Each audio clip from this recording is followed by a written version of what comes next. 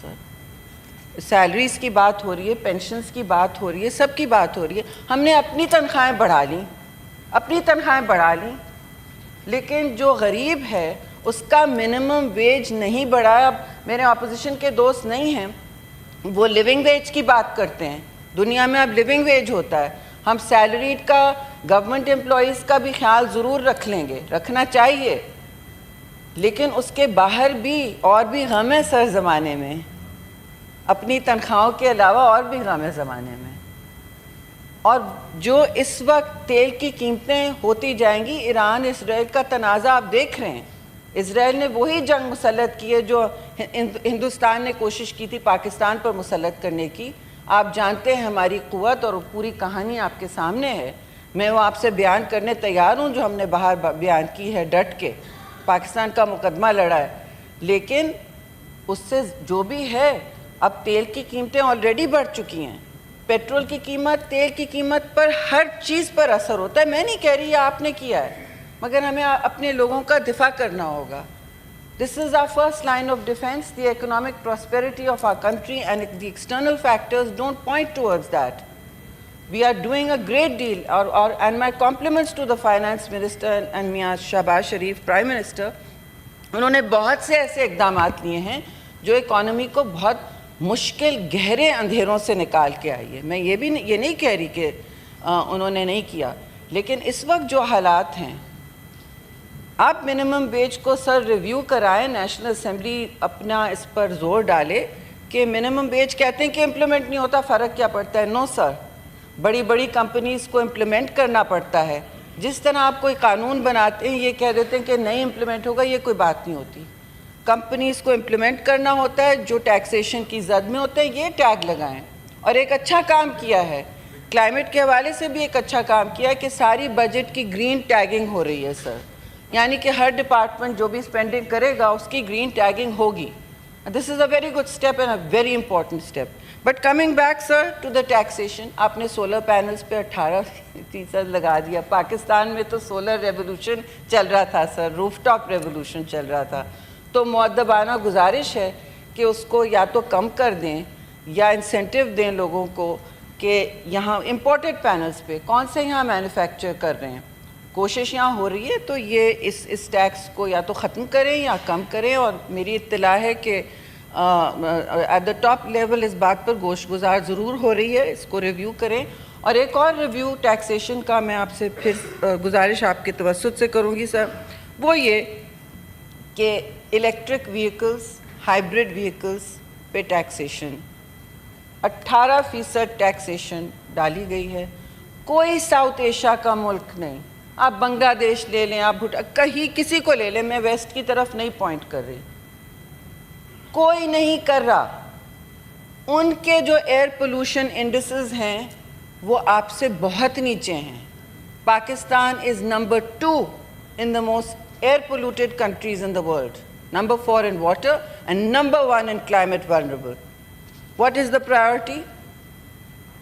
لاہور میں آپ کو اور ملتان میں سر آپ دیکھتے ہیں, آپ کا شہر ایک دن بہت سب سے 14-15 ڈگری زیادہ ہو گیا تھا ورلڈ ہیلتھ آرگنائزیشن کی جو رینکنگ سے. تو سانس لینا مشکل ہو گیا ہے بہت سے شہروں میں پاکستان کے, سانس لینا مشکل ہو گیا ہے.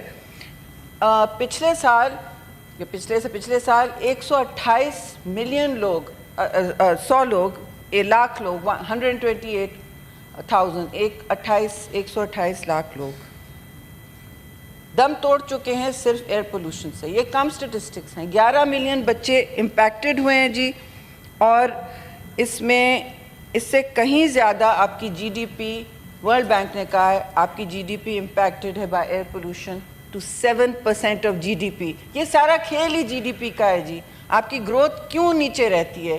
کیونکہ آپ کلائمیٹ امپیکٹس کو کوریلیٹ نہیں کر پا رہے. آپ ای وی وہیکلز, ہائیبرڈ وہیکلز کو ٹیکس کریں گے, پھر کالی گیس والی گاڑیاں سڑکوں پہ چلیں گی, اور موٹر وہیکلز کا بہت ہائی پرسنٹیج ہے, کم از کم 48% ہو جاتا ہے in your air pollution issue. کتنی آپ ٹیوننگ کروائیں گے؟ آپ انسینٹیو دے دیجئے. ساری دنیا انسینٹیو دے چکی ہے. کچھ یورپین ممالک تو صرف اب اس وقت وہ چلا رہے ہیں الیکٹرک وہیکلز کی طرف ٹرانزیشن کر رہے ہیں اور پورا ساؤتھ ایشیا ٹرانزیشن کر رہا ہے. پاکستان کیوں پیچھے جا رہا ہے sir? And we are choking to death in the winter. Punjab والے خاص طور سے سندھ میں تو سی بریز نکال دیتی ہے کراچی کی سر. سینیٹر صاحبہ ٹرائی ٹو وائنڈ اپ. جی I will wind up sir. تو میرا یہ ضرور کہنا ہے کہ انڈس واٹرز ٹریٹی بھی آپ کے سر پہ ہندوستان نے کوشش کی ہے اور کوشش ہی ہے, کیونکہ معطل کرنے کا کوئی کلوز نہیں ہے کسی ٹریٹی میں سر. یہ بات ظاہر ہے بہت زیر بحث آئی تھی ہمارے ٹور پہ, جس میں ضرور پھر پرائم منسٹر شہباز شریف کا شکریہ ادا کروں گی اور فارن آفس کا بھی, ڈار صاحب کا بھی. لیکن اس میں روئے رواں چیئرمین بلاول بھٹو زرداری رہے ہیں. صبح 8 بجے سے چیئرمین صاحب صبح 8 بجے سے رات کے 12 بجے تک وہ اپنے قدموں پہ رہتے تھے. ہم سب کو بھی انہوں نے ہلکان کر دیا.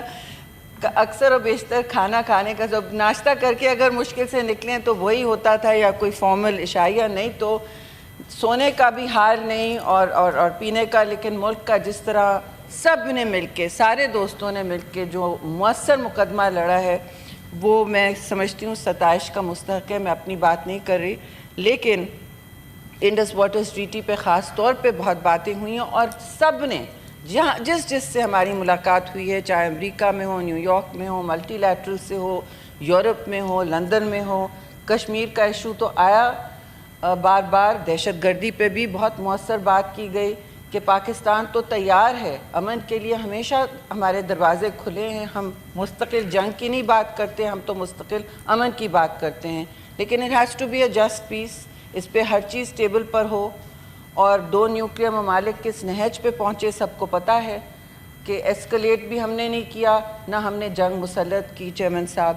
لیکن پانی کا جو مسئلہ ہے وہ کبھی جیتی دنیا نے اس طرح نہیں دیکھا ہے کہ کوئی ملک اسے ویپن آف وار کی طرح استعمال کرے. اس طرح ہتھیار استعمال کرنا پاکستان یا کسی دنیا کی تاریخ میں کسی نے نہیں دیکھا. اینڈ اٹ از اے بہت dangerous precedent that chairman Bilawal repeated in every meeting. اس پہ سب کے سوال بھی اور جواب ہوئے اور ہم نے سب کو سیٹسفائی کیا اللہ کے فضل سے جہاں جہاں میٹنگز ہوئیں.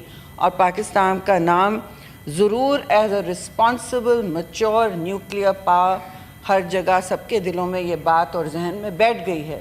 ہندوستان کا جو ڈیلیگیشن آیا تھا سر, ان کے پاس کوئی میسج نہیں تھا. Thank you sir, thank you very much. I have to make an announcement. This house welcomes the students and faculty members of the Quaid-e-Azam University, Islamabad, who are seated in the visitors gallery.